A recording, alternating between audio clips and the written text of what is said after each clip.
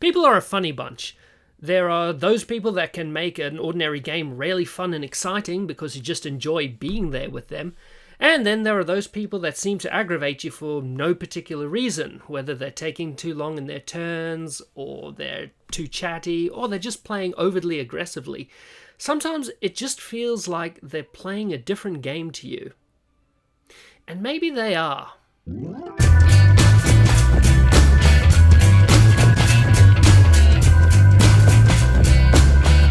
Let me get this out of the way right now.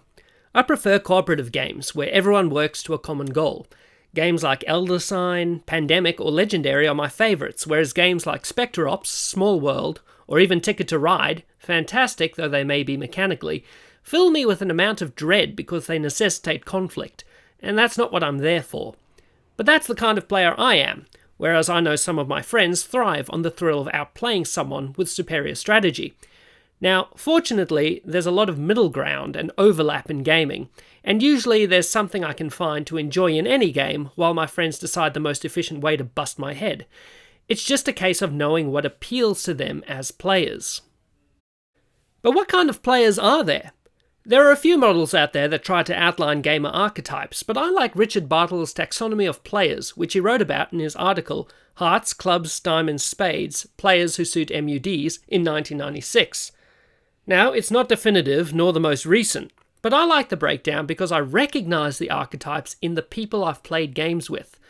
Now, of course, no model is going to be a perfect representation of every single player out there, but they're a fascinating look at the characteristics other people have identified in player motivation and how they affect the way people play games. Bartle's taxonomy was originally based on player types in text-based multi-user dungeons, though these days the model is also applied to single-player games and MMORPGs. Players fall into a combination of 4 characteristics: killers, achievers, explorers, and socializers. The model identifies what aspects of a game appeal to each of the player types. Players won't fall into just one category. There'll be a combination of all 4 in various percentages.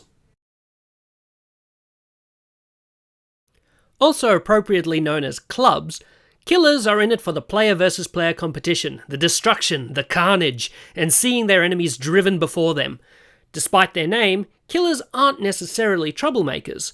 On the nice end of the scale, they're motivated by proving their skills against other gamers, usually in a friendly manner, enjoying the sport of it.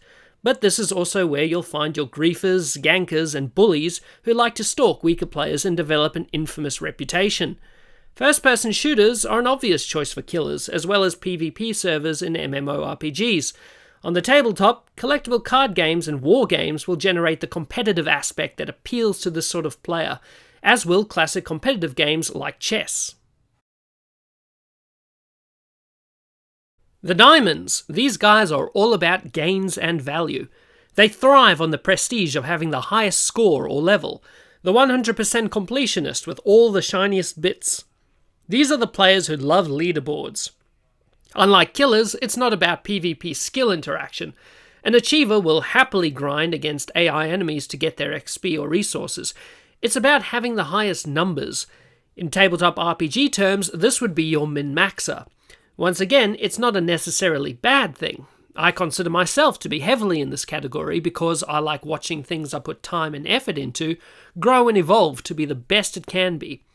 However, take it too far and you'll get the gamer that obsesses over perfect play, or having that weapon that does an extra 0.01% damage. The metagamer in tabletop RPGs who demands a persuasion check over deception because that's where their highest number is, or the rules lawyer exploiting the letter of the law because it makes them that little bit more powerful. Explorers are in it for the discovery. They're also called spades for their tendency to dig around. They take joy in discovering the unknown and fleshing out the lore of the world they're in. They'll be the ones finding all the secrets first and writing all the walkthroughs. The trick to an explorer, though, is that the lore and the world needs to be rich enough that they don't get bored with it. As soon as the exploration stops being interesting, they'll move on. Now, this doesn't necessarily mean that the world needs to be free roaming or open. Linear games can still provide an interesting world with their secrets, and also have the story that these gamers crave. Explorers are also more likely to try and play contrary to how the game was intended to be played, just to see what would happen, which can cause problems with other players who are just trying to progress. Tabletop RPGs are a natural fit for an explorer, and a crafty GM will have a few hidden secrets tucked away to reward them. Of course, this may lead them to constantly looking at every brick and speaking to every townsperson, which can kill the pacing and bore the other players. The Hearts. These guys are all about getting together and meeting new people, and the game is the means to that end.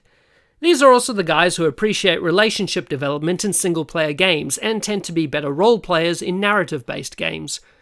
Guilds, factions, groups, and teams are where they thrive, and they will be the ones posting up stories of their character or town's development on forums or social media. Now, ultimately, tabletop gaming lends itself very well to this kind of gamer, because you're always face-to-face. However, one's online persona and real-world interaction skills aren't necessarily the same thing. The anonymity provided online provides relief from social anxiety, and some socializers may not like being forced to meet new people face-to-face, or even enjoy crowded game stores, which is understandable. And that covers it for Richard Bartle's 4 player types. That's not to say his is the only model out there. In 1999, Ron Edwards outlined the GNS theory for RPGs, in which he outlined 3 different types of RPG players: gamists, narrativists, and simulationists. However, in 2005, he closed the forum on GNS theory, saying it had outlived its usefulness. Nevertheless, it was a great starting point, and there were some fantastic ideas in there. Bart Stewart wrote a fantastic piece on gamer models for Gamasutra, where he proposes a unified model based on a combination of various models. I'll put the link down in the description. But what good is a model in the long run? As mentioned before, no model is perfect. We're simply too complex to pop in a certain box. But a model is certainly sufficient to outline who you're designing a game for. One game that takes us to heart is Magic the Gathering. When designing cards, the designers for Magic use 3 character archetypes: Timmy, Johnny, and Spike. Timmy is described as a power gamer who plays for fun. He's all about the big creatures, big spells, and flashy bits. He doesn't want to win small, he wants to win big, and is drawn to high-cost, high-effect cards, even if they're not the most efficient around. He wants an overwhelming victory with an insurmountable creature that he's been waiting for since turn 1. He doesn't have to win all the time, but if he wins with a massive bomb, he's happy. Johnny is the combo player. He's a creative sort who loves subtle card interactions. He loves looking at oddball cards and figuring out a way to break them. He likes being innovative and does his best to wow players at the table with amazing, if non-competitive, strategies. If he can get his deck to go off just once, he's happy. Spike is the tournament dominator.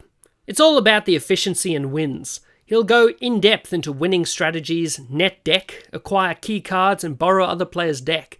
He's all about the quantity of wins and would walk away unhappy from the table if he lost 1 out of 10 matches. When designing sets, the development team tries to create cards for all 3 archetypes. It keeps the sets interesting no matter who you identify with. As with Bartle's model, players are very seldom one or the other, but rather a hybrid. For example, I'd consider myself a Timmy-Johnny player. I love coming up with card combos that result in massive payoffs in the late game, though I tend to lose if I don't get set up early and generally have a weak early game. But that's fine. I'm just in it to do something cool and memorable.